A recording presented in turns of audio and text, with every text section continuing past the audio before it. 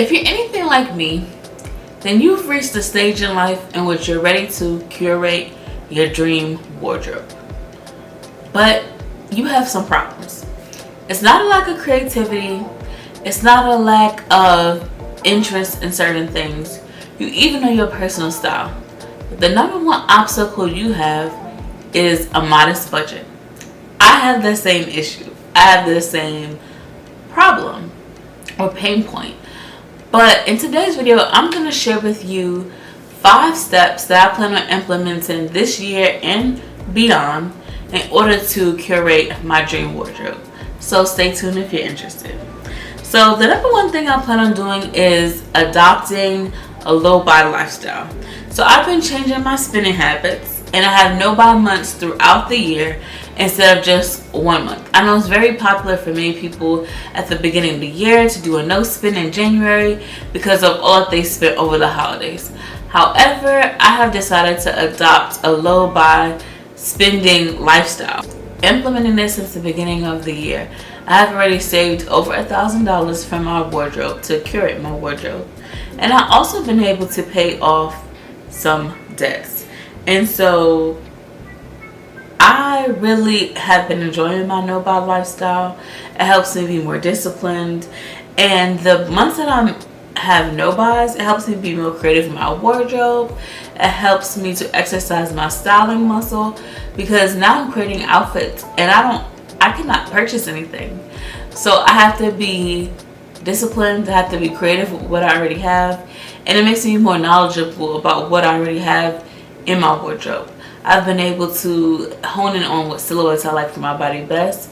And I've also been able to identify wardrobe gaps. The more you work your styling muscle and you see and actually use what's in your wardrobe, the more you notice, oh, I think I need these, or I need these, I don't have that. This would make my outfit look better.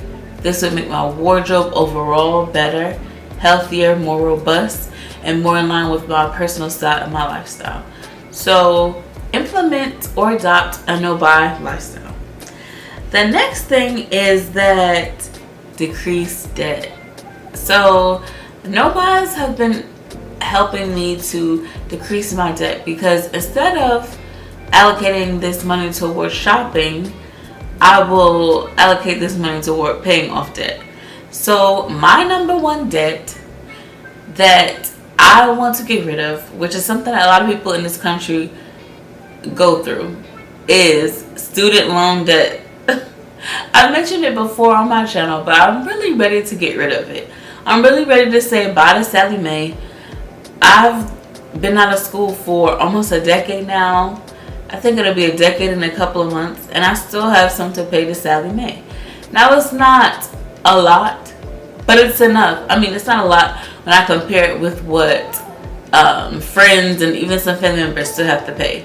But I'm ready to be done. I don't want to see it. I don't want to pay it. I'm ready for it to be completely over with. So that's my first priority when it comes to debt that I want to pay off. I really want to eliminate Sally Mae. If I could do it by the end of the year, I will. But it's looking more like it will have to be by next year. So I just want to eliminate that altogether. And then I will not have that coming out of my monthly expenses.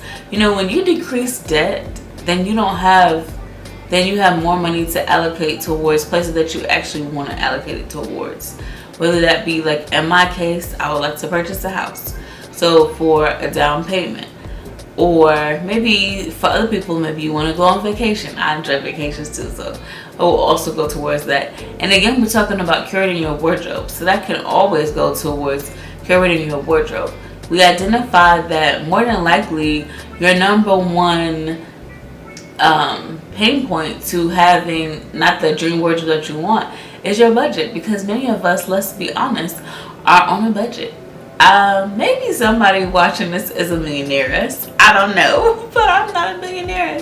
So I have to really make sure that I'm spending my money wisely, that I'm saving, that I'm paying off debts that I have, and also that I'm making more money. So I'm also doing that as well. But paying off debts will help you eliminate, so you can save and invest, put your money towards other things. I definitely want to start investing. So That's my goal and plan. So if you're enjoying this video so far and you want to join me on this journey to curating your own dream wardrobe, then make sure you subscribe, like and subscribe. Become a member of the Stylette. So I'm a Stylette. More than likely you're a Stylette. If you're someone who prioritizes your personal style over trends, if you're someone who prioritizes curating your wardrobe over just buying one off, just thinking about one individual season, then my channel is for you. Make sure you subscribe and join the community. So next, I would say shop intentionally. Now, the months where I can spend, I've noticed that because I've been doing no buys, I don't feel as like I'm not as quick to pull the trigger on buying something. I really take the time to think even more, like, okay, so this is cute, but so what? Because each season there will be something that I find that's cute.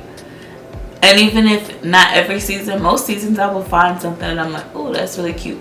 But what does that do to my overall wardrobe? Can I see myself wearing this for seasons to come? Or is this just cute for a hot moment? If it's cute for a hot moment, I just let it go. I don't even really invest any more time and energy and thought into it.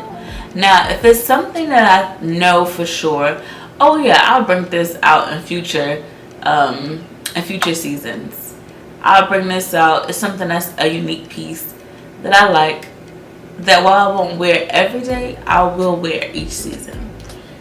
For example, something like that for me is, now there are a lot of, I wouldn't say a lot, but something I've been seeing is some see-through or translucent blouses and skirts and dresses, and I wouldn't mind getting a skirt or a dress like that, because I could see wearing them every summer season, but I do not want to invest and buy several different pieces.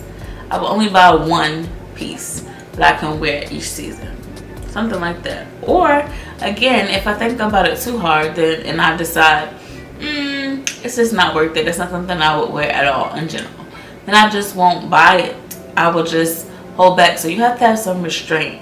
That's the whole point of shopping intentionally, is to really ask yourself questions. Can I see myself wearing this for years to come? If you can, then maybe it's a good investment. If you can't, then maybe you should try to rent something if you're interested in trying a certain trend. Identifying my wardrobe gaps has helped me shop intentionally, and I'll share more on that later on in future videos on how I identify my wardrobe gaps. It's a very easy, free strategy that anyone can do, and this will help you identify your wardrobe gaps. Now, I would say the next thing you do is to create a detailed wish list. You want to create a detailed wish list. If we are trying to curate our dream wardrobe, then we want to really know, what is that? Who is this woman? What do I want to dress like? What do I need to convey my personal style that aligns with my lifestyle? And now again, this can change over time. This is a journey. It's not a race. And so because of that, take your time. And if you have to revise things as you go, then do that as well. The wish list that I have, I've revised several times, at least twice, 2 or 3 times. And now I'm 35, and maybe later on when I'm 45 or even 55, it may change and I'll have to rearrange some things, revise some things. Who knows? We'll see. But you want to do this and don't think about price point. Just really think about what items you want in your wardrobe to convey how you want to look and how you want to feel. And then go from there. Later on, once you've mapped out how you want to look or what this wardrobe will look like, then you can go in and say, okay, what's the best quality I can afford right now? Or you may even decide, is this item on my wish list, is this something that I'm going to get in the next 6 months? Or is this something I'll get a year out or even 2 years out? So think about that as well. I'm the kind of person, I know that dupes are popular. And I'm not saying that I have never bought a dupe unconsciously, because I don't consciously buy them. But of course, It's the fashion industry. That's how it works. A lot of times there are dupes of something else. So, but I'm not always aware of them when I buy them. That's what my ultimate point is. It's just something that I like and I purchase it.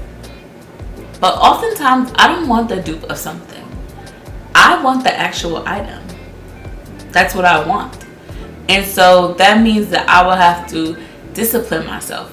Because in years past, especially when I was still honing in on my personal style and just having fun with, experimenting with fashion in style as a 20-something-year-old, I would buy items because I couldn't afford the one I really wanted. So I would get a dupe of the item, and then either maybe it wasn't good quality, so I would rebuy that similar item each season, or I would buy it and still not really wear it because it's not ultimately what I wanted.